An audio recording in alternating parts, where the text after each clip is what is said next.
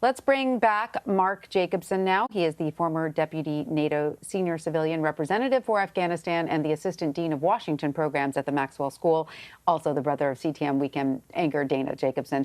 Mark, thank you for sticking around. So what have we now learned these troops will be doing exactly to help evacuate people? Will those 3,000 being sent to Afghanistan all be sent to the airport? Or will some be placed elsewhere in the capital? And what will the 1,000 troops going to Qatar be doing? I'm going to give a very unsatisfying answer. I'm not quite sure after that briefing, but what it appears is that in the next couple of days, about 3,000 troops will head to, they call it HKIA, the Hamid Karzai International Airport. There will also be a reserve of a brigade combat team, about 3,500 troops that are going to make their way to Kuwait, as I understand it from Fort Bragg, but that wasn't exactly clear. I think the takeaways are this. One, this is a significant force, and it says to me that the U.S. anticipates a significant security threat. Now, Mr. Kirby wanted to stay away from certain words, evacuation, security, combat.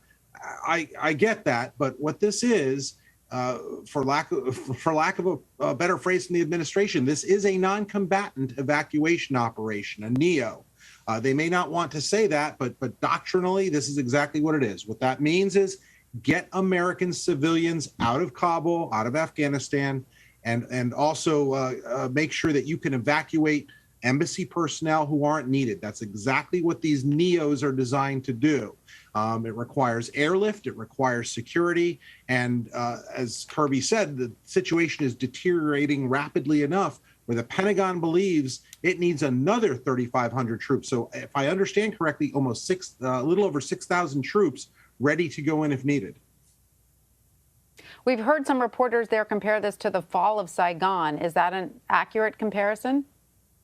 Well, I'm guilty of posting the meme of the helicopter lifting off the roof of the embassy in Saigon in 1975. So I think from a perception standpoint, it is. And even if we don't want it to be, the Taliban are certainly going to make it very clear to the Afghan people in the world that this is, one, a U.S. loss, and secondly, the U.S. abandoning the Afghan people. And I can't really take issue with the latter because regardless of what the State Department continues to say about an enduring partnership with the Afghans, it's really hard to have an enduring partnership when you've left them on the battlefield. Well, let's talk about that a little bit because earlier State Department spokesperson Ned Price was challenged on that. He said this is not an abandonment of the Afghani people. We will continue our diplomatic mission there. But in all intents and purposes, for all intents and purposes, is it an abandonment? And also, what is happening to those Afghani individuals who are still waiting on those visas to be processed, all those people who helped American forces in one way or another? Are they going to be part of this evacuation that is happening in the short term, or will they have to remain in Kabul while their visas are processed? I certainly hope those Afghan individuals are going to be part of those taken out. Now, from what Kirby had said, and he wanted to defer back to the Department of State, it sounds like those who've applied for the Special Immigrant Visa Program are going to be airlifted, not necessarily to the United States like the last group that came to Virginia, but possibly to a third country. So that seems to be part of the equation here. And yes, there are recurring U.S. diplomatic efforts. He mentioned Zalmay Khalilzad and engaging with the Taliban. But the Taliban have no incentive for a ceasefire right now. We are doing nothing to bring them to the table.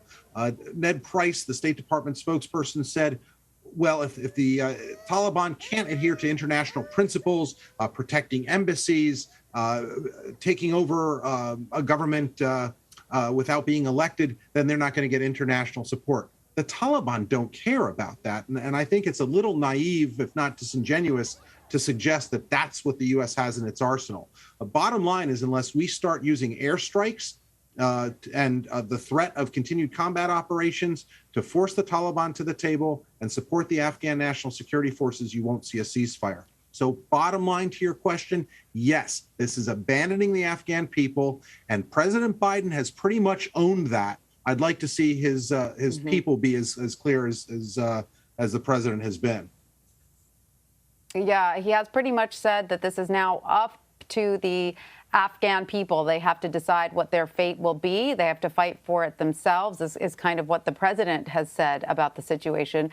We just heard Kirby say that this troop deployment will be a very narrow mission. Planned right now to end by August 31st, that troop withdrawal date we've been given before.